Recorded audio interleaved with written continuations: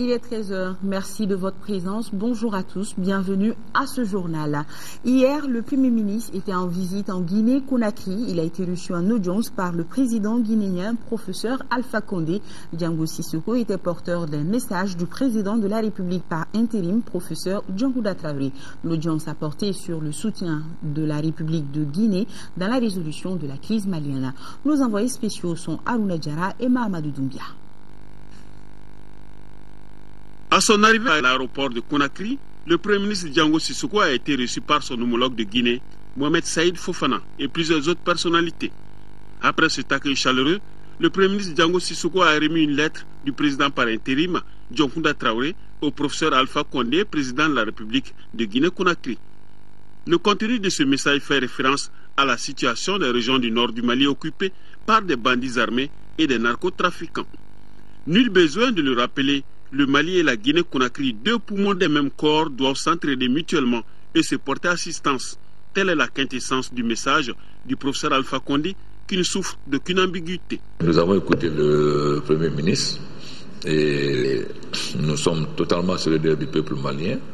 Il nous a parlé de la feuille de route, nous disons qu'il peut compter sur notre soutien total. Dès qu'il y aura la feuille de route, nous allons l'accompagner. Donc nous attendons la feuille de route qui doit être prise incessamment. Nous avons fait un tour d'horizon et je pense que nous avons la même vision sur la solution du peuple malien. Nous sommes assez optimistes parce que le Premier ministre semble avoir des visions claires et la feuille de route qui sera à la base d'une concertation pourra permettre au moins, parce qu'on ne peut accompagner le peuple malien qu'en fonction de ce que le peuple malien lui-même veut. Mieux en face de la presse, le professeur Alpha Condé a rappelé toute sa solidarité à l'endroit du peuple malien. Tout notre objectif, c'est de faire en sorte que le territoire malien soit totalement libéré, qu'il y ait l'unité nationale et qu'il y ait la laïcité. Et que réellement, les richesses qui sont les richesses historiques, que notre patrimoine national reste.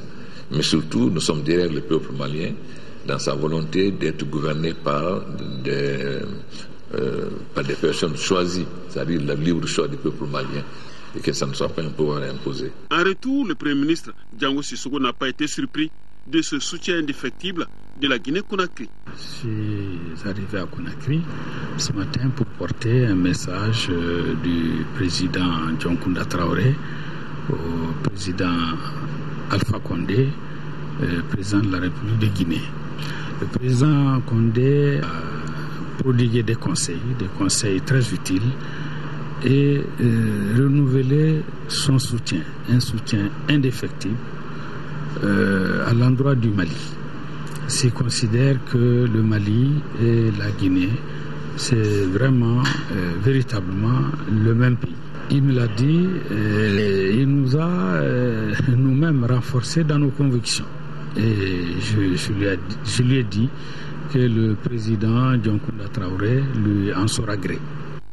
Après le Burkina Faso, la Côte d'Ivoire, le Bénin, le Sénégal, la Mauritanie et la Guinée-Conakry, on peut affirmer à ce jour que le Mali bénéficie déjà de grands soutiens précieux pour la reconquête de ces trois régions occupées. Ici, à Bamako, la commune 5 dispose désormais d'un nouveau centre de transit des déchets solides. Situé à Bako-Djikoroni, non loin du marché, le centre constitue un des volets d'un ambitieux programme d'assainissement et d'adduction d'eau. Le programme, estimé à plus d'1 milliard de francs CFA, est financé par la Fondation SADEV Mali et l'Agence française de développement AFD. Agali Agissa nous en dit plus. Ce dépôt de transit de déchets solides est situé en plein centre du quartier de Bako-Djikoroni. Il s'inscrit dans le cadre d'un vaste programme d'assainissement et d'adduction d'eau du quartier et de la commune 5 en général. L'assainissement va se prolonger au-delà de ce dépôt de transfert par l'assainissement complet du sous-quartier de Ramakono avec des plantations d'arbres. Le projet financé à plus d'1,6 milliard de francs CFA par la Fondation SADEV Mali et l'Agence française de développement a plusieurs composantes. Le projet vise l'amélioration des conditions de vie des habitants du quartier de Bako-Djikoroni, très concrètement, et le renforcement de la gouvernance locale à travers 6 objectifs spécifiques: le développement de l'accès à l'eau potable, c'est-à-dire améliorer les conditions de desserte en eau potable d'environ 22 000 habitants, répartis dans 3 secteurs du quartier. Deuxièmement, le développement de l'assainissement solide. Dans cette foulée des recherches du bien-être des bénéficiaires, en plus de l'équipement du centre, 500 familles seront dotées en poubelles et 10 groupements d'intérêt économique recevront des matériels selon le représentant de la fondation Sadev Mali Bassirou Diarra. Des investissements qui viennent appuyer les efforts du gouvernement en matière d'assainissement. Le curage des collecteurs est devenu donc une activité annuelle du ministère de l'Environnement et de l'Assainissement sur le financement du budget d'État. Cependant, les collecteurs ont continué à être comblés par les dépôts de terre arrachés aux berges non aménagées des collecteurs, mais aussi par les déchets solides qui y sont jetés quotidiennement par les populations. C'est pourquoi il invite les populations à plus de civisme.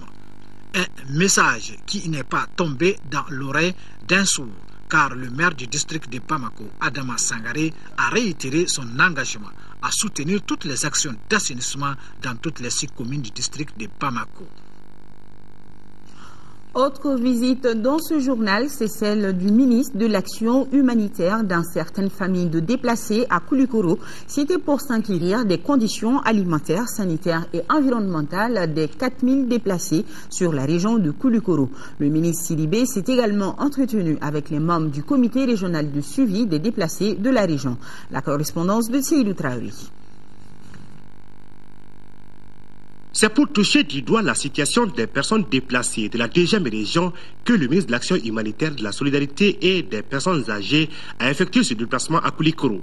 Une visite qui a permis au ministre Mamadou Sidibé et sa délégation de se rendre dans 3 familles des déplacés, puis s'entretenir avec les membres du comité régional de suivi. À la première étape, la délégation s'est rendue chez le vieux Moussa Koulibaly, un commerçant déplacé des Gao avec ses 15 membres de famille.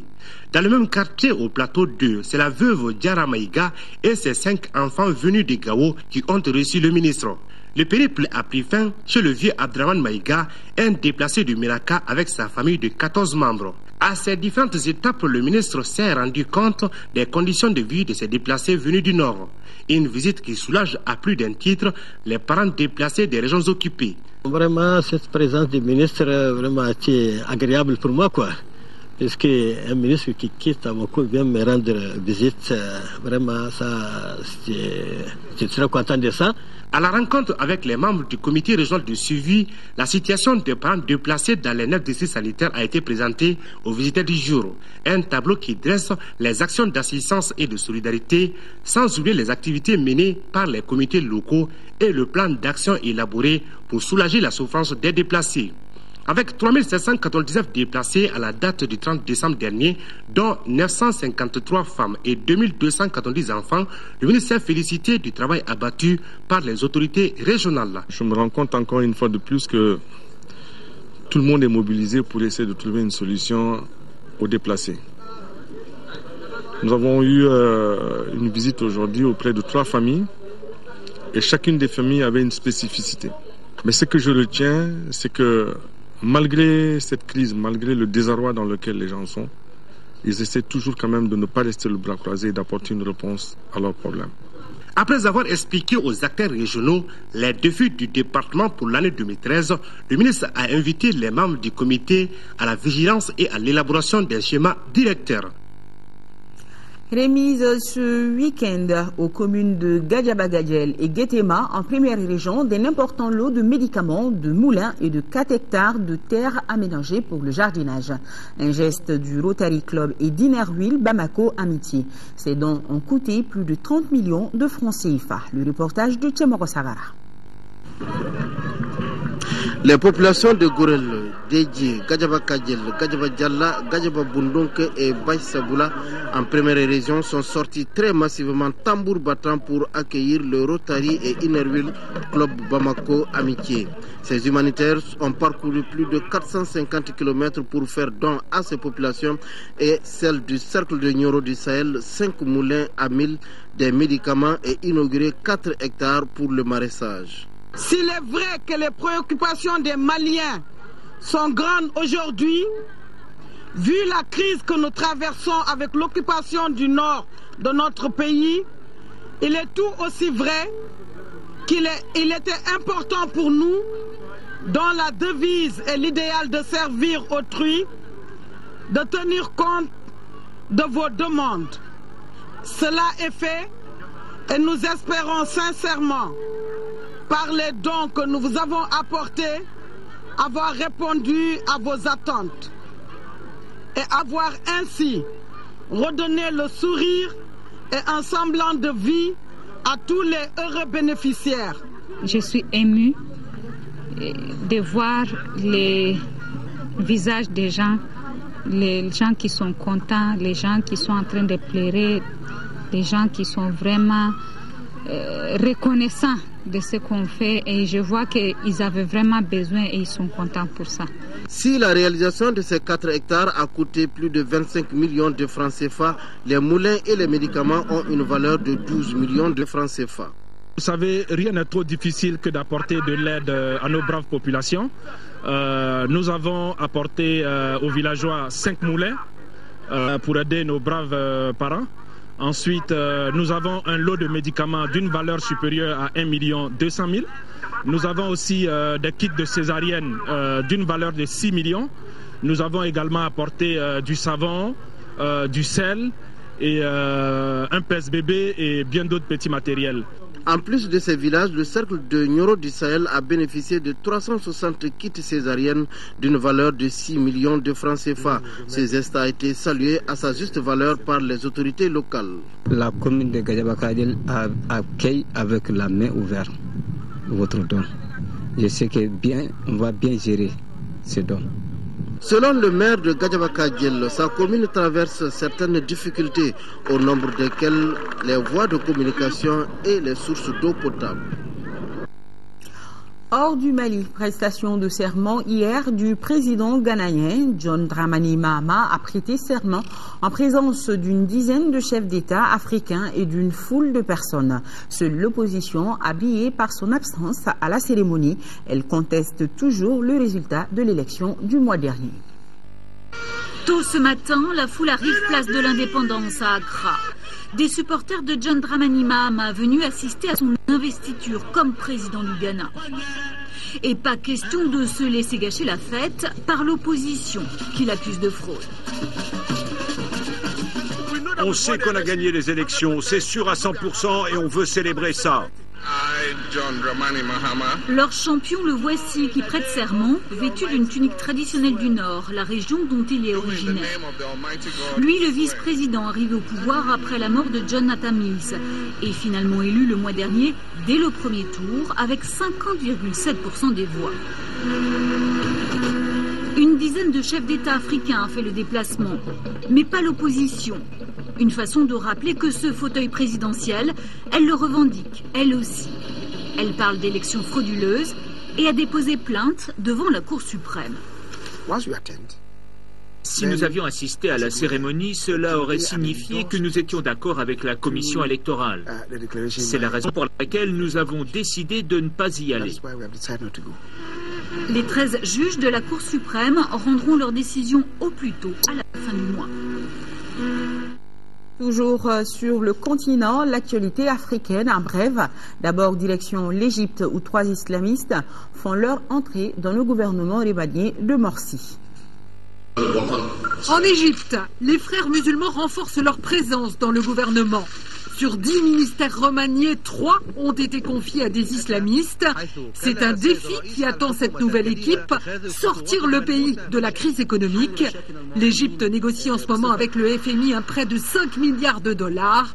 Seul espoir de relancer son économie, plombée par un recul dramatique du tourisme et des investissements étrangers. Le Nigeria frappé par un nouveau drame. Une dizaine de personnes ont été tuées par balles et à l'arme blanche au nord du pays. Un commando armé a fait irruption dans 2 villages dans l'état de Samfara, une région en proie au banditisme et aux islamistes armés. La police soupçonne des éleveurs Fulani, mais n'exclut pas la piste de la secte islamiste Boko Haram. Joli coup de filet pour la douane thaïlandaise. Ce Vietnamien a été intercepté à l'aéroport de Bangkok avec 10 kilos de cornes de rhinocéros. 16 kilos ont aussi été saisis à Ho Chi Minh Ville au Vietnam. Les cornes venaient du Mozambique, valeur estimée plus de 100 000 €. Ces cornes prisées pour la médecine traditionnelle se vendent une fortune en Asie. Place maintenant à votre rendez-vous santé, focus aujourd'hui sur la gingivite. Comme son nom l'indique, la gingivite est l'inflammation de la gencive. Elle est due à une mauvaise hygiène bucco-dentaire. Elle peut avoir une incidence sur la santé générale d'un patient. Jessira Dambélé est allée en savoir davantage au centre hospitalier universitaire d'odontostomatologie.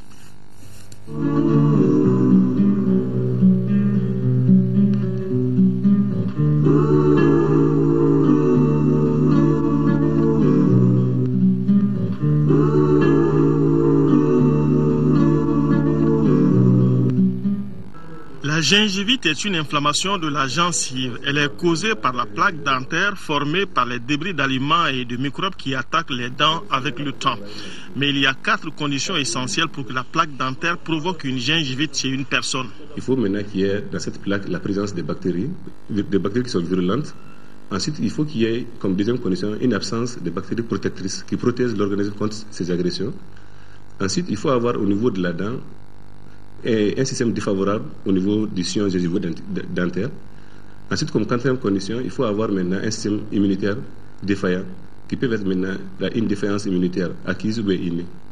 Autrement dit, tout ce processus ne se passe pas en quelques jours. Si aucune mesure n'est prise pour enlever la plaque, point de départ de l'attaque microbienne, apparaissent les premiers symptômes de la gingivite. Le patient va avoir au niveau de sa gencive une rougeur, un gonflement, maintenant des œdèmes, des saignements.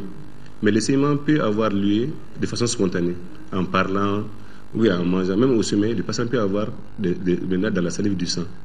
Donc, mais le saignement aussi peut être provoqué par le brossage ou même à la mastication.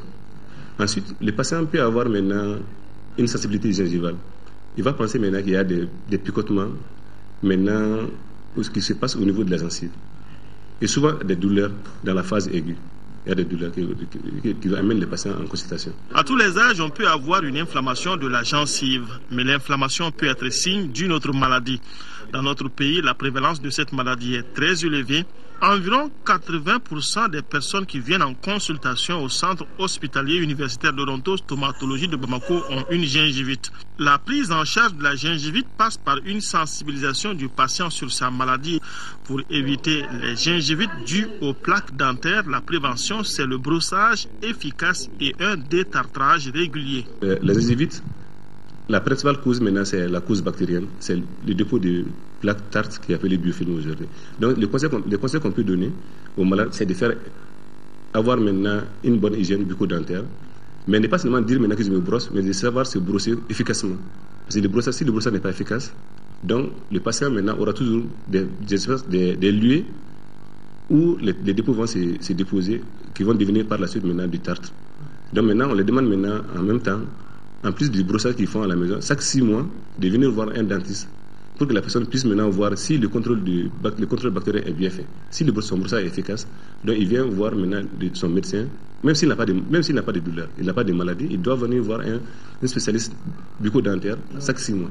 Non traitée, la gingivite aboutit à ce qu'on appelle la parodontite, c'est-à-dire l'inflammation de tous les tissus qui soutiennent la dent, gencive, ligaments, os et séments.